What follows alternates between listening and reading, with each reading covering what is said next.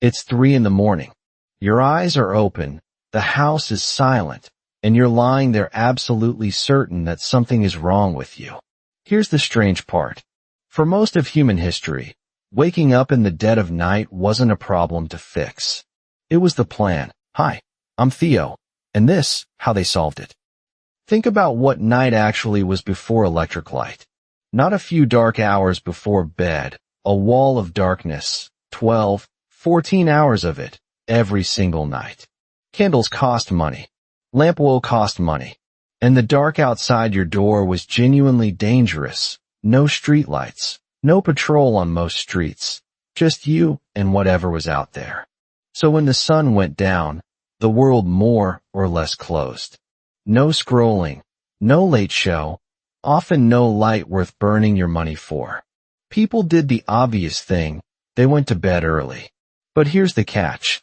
Going to bed early doesn't mean you can sleep 12 hours straight. Nobody can do that.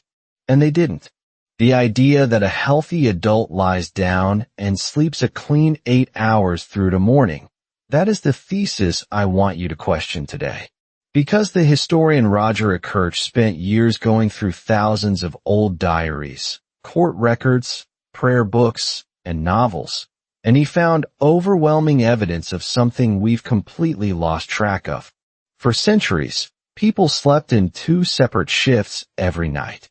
They had a name for each one, and they treated the whole arrangement as completely, unremarkably normal. Here's how the night actually worked. People went to sleep shortly after dark, and they called that the first sleep. They'd sleep for about 3 or 4 hours. Then, around midnight, they woke up.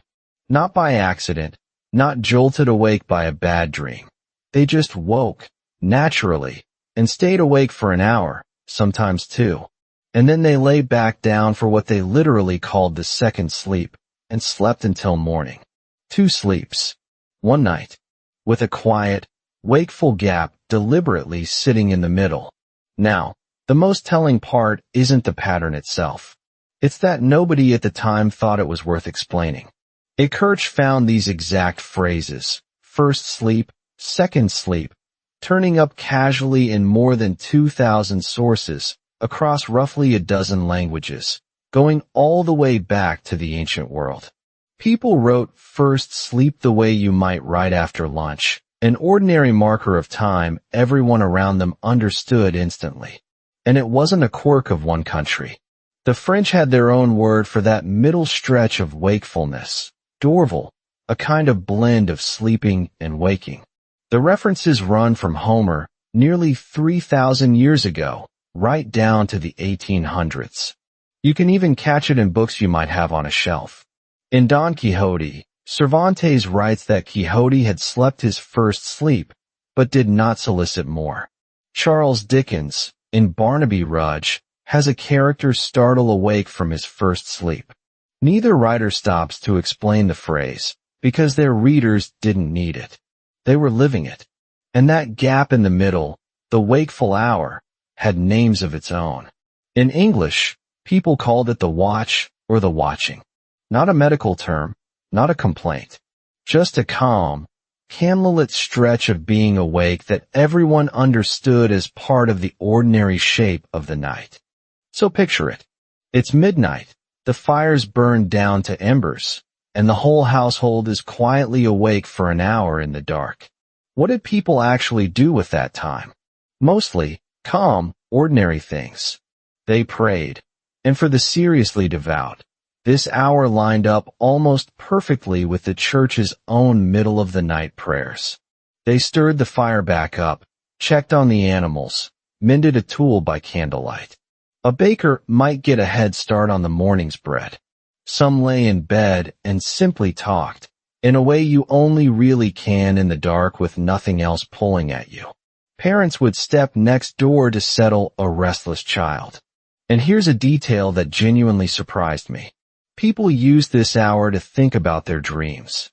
They'd surface straight out of a dream, while it was still vivid, and lie there turning it over, and some dream manuals of the era actually assumed you'd be awake at exactly this time to make sense of what you'd just seen. There's an intimacy to the watch, too, and the historical record is surprisingly blunt about it. Couples used this hour to make love, and physicians of the time openly recommended it. Their reasoning was practical.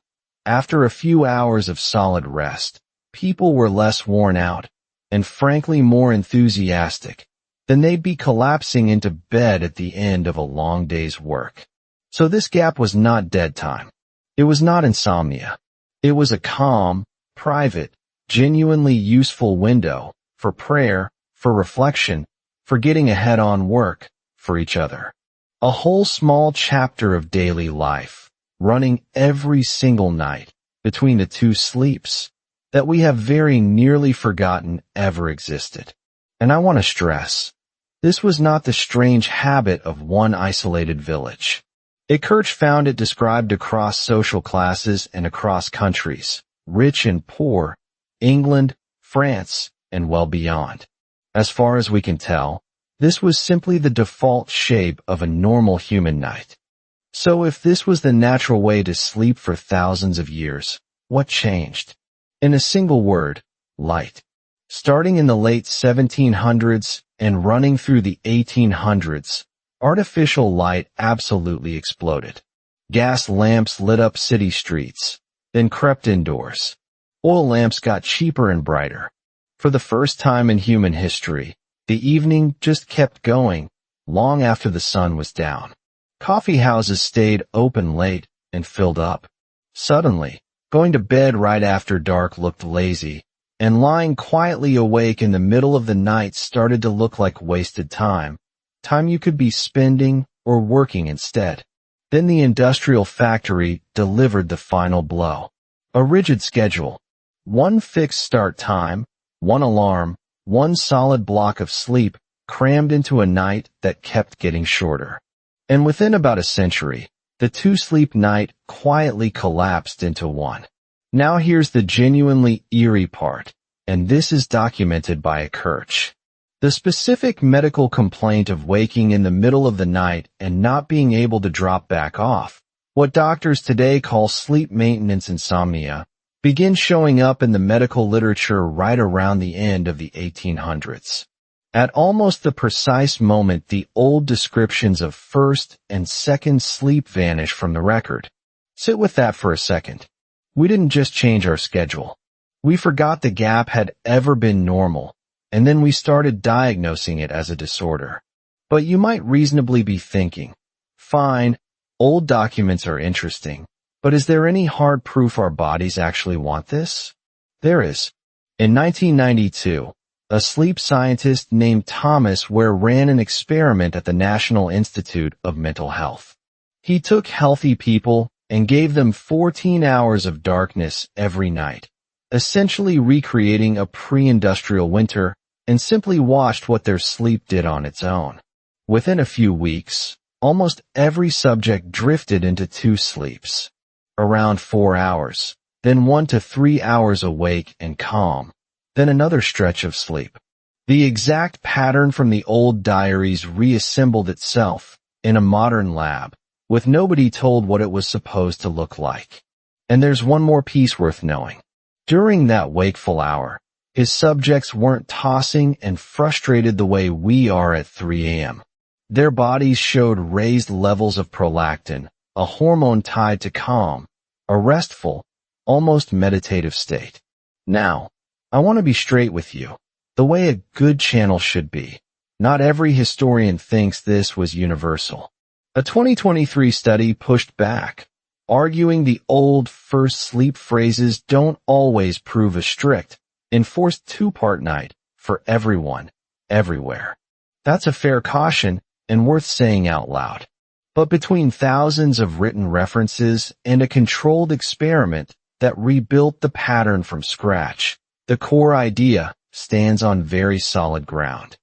So let's bring all of this back to your 3 in the morning. If you wake in the middle of the night, lie there for a while, and then drift back off before your alarm goes off, there's a real chance that isn't a malfunction at all. It may be a faint echo of a rhythm your ancestors lived by every single night of their lives. And notice what we actually did here. as a civilization. We took the night, the one long stretch of the day that used to be slow, dark, and quiet, and we optimized it. Exactly the way we've optimized almost everything else we touch. We lit it up. We filled it. We compressed it.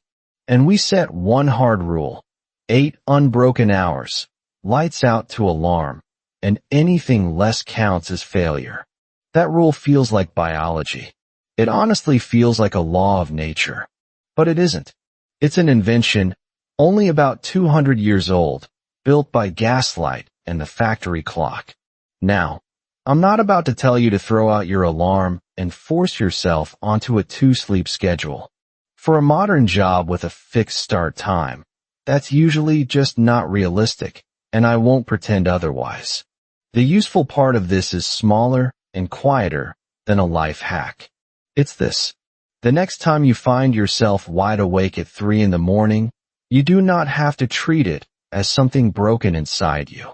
For most of human history, that hour wasn't a symptom of anything. It was a normal, sometimes even peaceful, part of being alive in the dark. A little window people once used to pray, to think, to be close to someone they loved. Knowing that won't make you fall back asleep any faster. But it just might make lying there feel a lot less like something's wrong with you. So here's where this leaves us. The perfect 8-hour night you've been measuring yourself against isn't an ancient law of the body. It's a fairly recent habit, and for thousands of years before it, people slept in 2 pieces and felt perfectly fine about the gap in between. We didn't discover the right way to sleep. We industrialized the night, and then forgot we'd done it. Which raises a question I genuinely want your answer to. That quiet hour in the middle of the night, the watch, is basically gone from modern life. If you suddenly had it back, calmly awake at midnight with nothing you're supposed to be doing, what would you actually do with it? Read? Pray? Think? Or just lie there in the dark and enjoy not being asked for anything? Tell me down in the comments. I'm curious which of you would welcome that hour back, and which of you would absolutely hate it.